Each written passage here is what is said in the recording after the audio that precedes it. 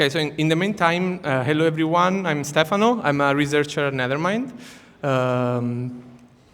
For those who don't know Nethermind, it's a blockchain company focused on research and development in the space. Nethermind is also one of the major Ethereum clients. So for those who don't know what an Ethereum client is like a piece of software that implements the Ethereum protocol and gives access to the execution layer of Ethereum virtual machine. Of course, Nethermind is a big company, and we're building different branches, different areas of research and development. One is institutional, others are more deep around research. My role is around doing research on distributed systems, consensus protocols, and privacy recently. So there is a new line of work around privacy on Ethereum, but in general, I want here the audience to focus on privacy around public ledgers. So, okay. So I divided the talk in three parts. We will go through them in a minute. So we start with why privacy matters on public ledgers today, and what do we have in terms of tools to achieve privacy. And this big problem around privacy and compliance, how we can bridge this gap.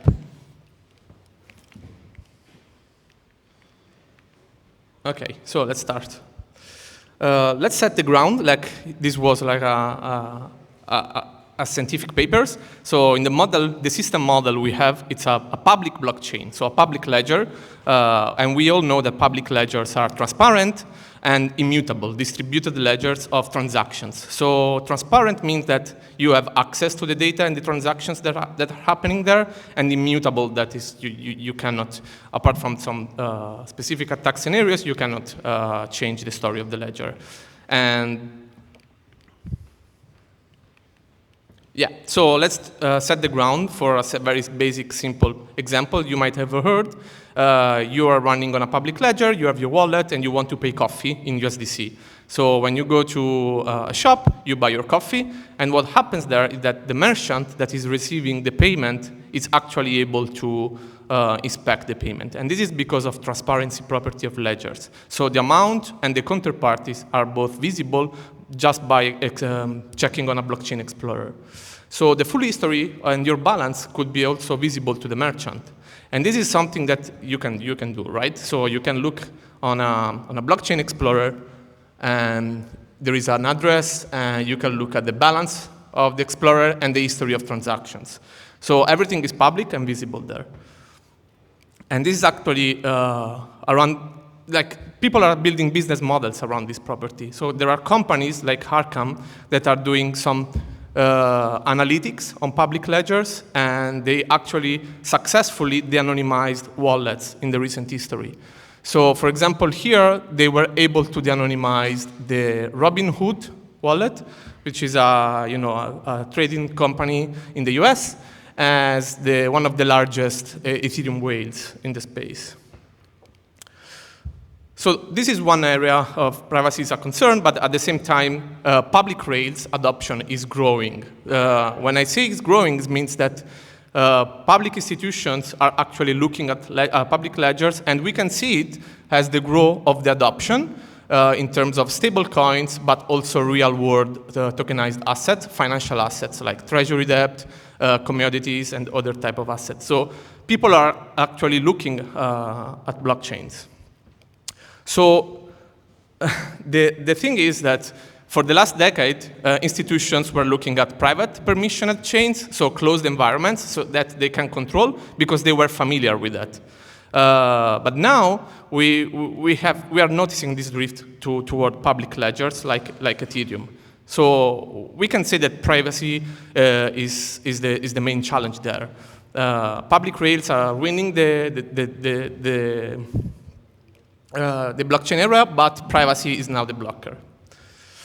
So this is a moot, because to unlock global finance, to reach public ledgers, we do need privacy, because for traditional financial assets, we don't want to leak money flows, treasuries, whatever strategies an institutional fund may have, or counterparties.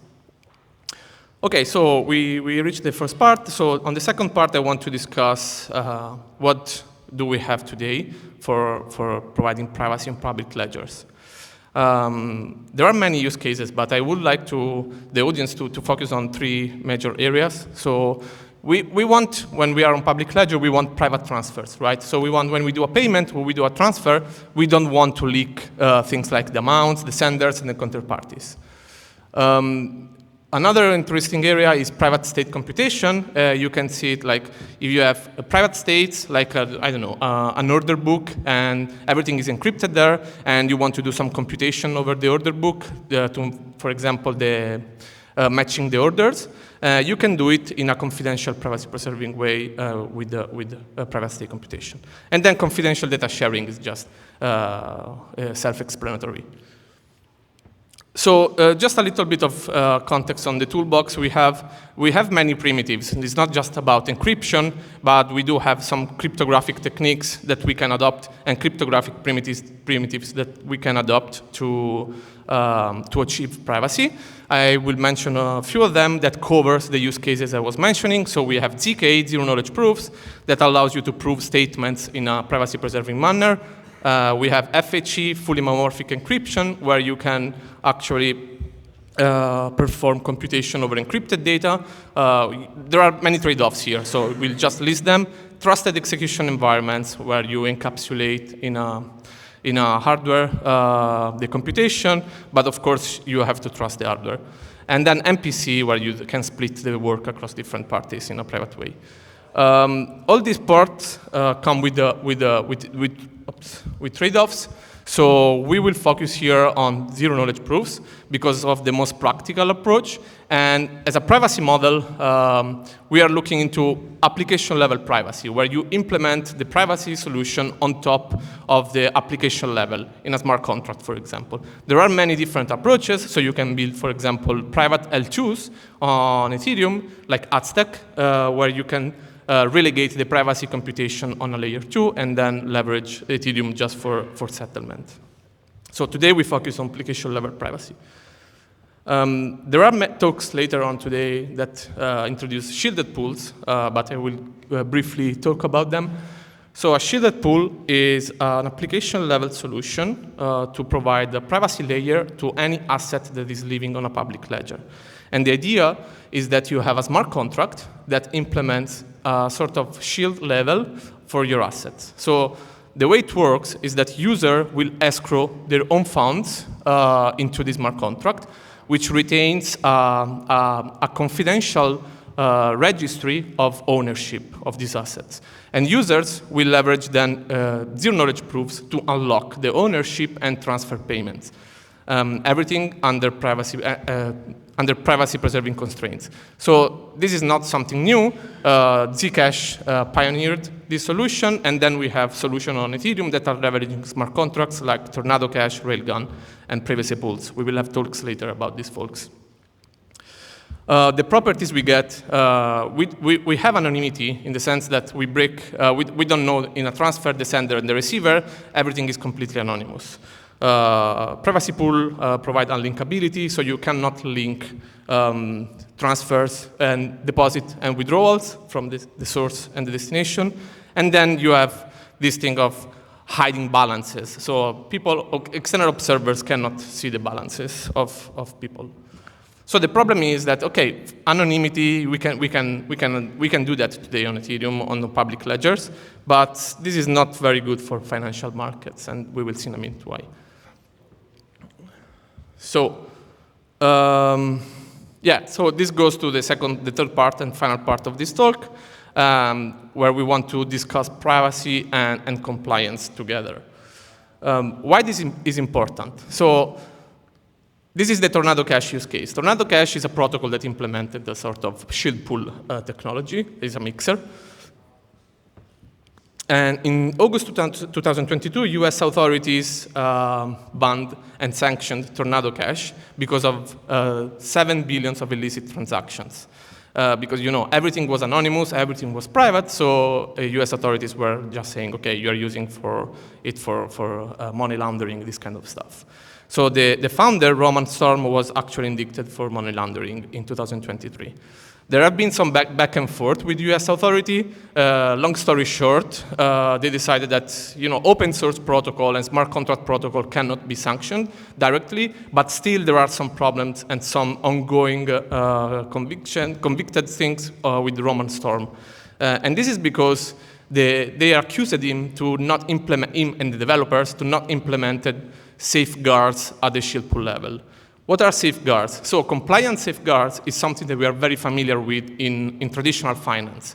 So when you trade your assets, like whatever treasury bond, the bank is retaining some compliance safeguards. The most well-known is access control, right? So when you go to your bank, you want to control, the bank wants you to be KYC'd. They want to know who you are and if you can access to these financial assets. And this is something that most of the protocols that provide privacy on public ledgers are doing today. But this is not enough, right? Because in the real world, you need something also called pool visibility. So imagine you have a shield pool. You want to actually selectively see what's going on in the pool for a specific user if the regulator is interested in. And this is something we know has selective disclosure. Finally, and more importantly, asset controls.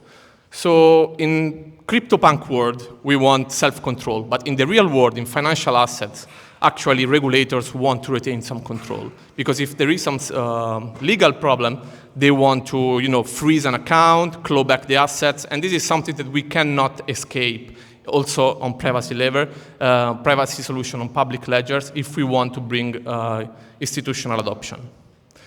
So we'll go fast here. The long story short is that we can implement this thing in zero-knowledge proofs. So recall, we are focusing on shielded pools in this talk. So if we have zero-knowledge proofs and shielded pools, we actually can implement access control, and this is something that privacy pools are doing and other folks are doing with association sets and other kind of KYC solution. The idea is that when there is a deposit, there is a compliance control module that checks that the users come from legit sources. We can do selective disclosure. This can be easily achieved by cryptography, by sharing something called viewing keys, cryptographic keys that give access to certain transactions, for example, to a regulator. This is on withdrawals, but also on private transfers inside the pool the regulator can inspect. And finally, this is probably the most difficult part. People are not really actively looking at it from the best of my knowledge, but it's still very relevant.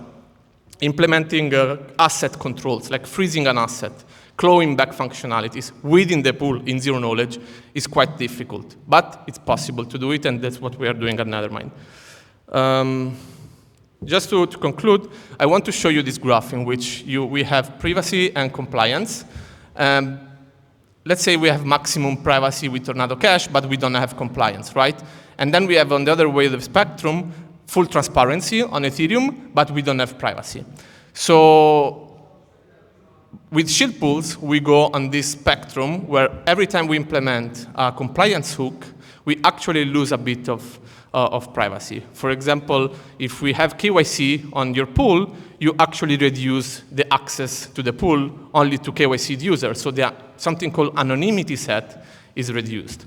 So the more compliance hooks you add on your shield pool, the lower privacy you will get until to a certain threshold and equilibria. Private rails, they are somehow in the middle. Of course, this is not formal graph, but they are on another spectrum. So takeaway from this talk is that public ledgers are winning the race, and they need privacy, and actually privacy is achievable and practical. We know that from existing protocols on chain. The hard part is compliance, and the ecosystem is working on it with adding this and that hooks of compliance.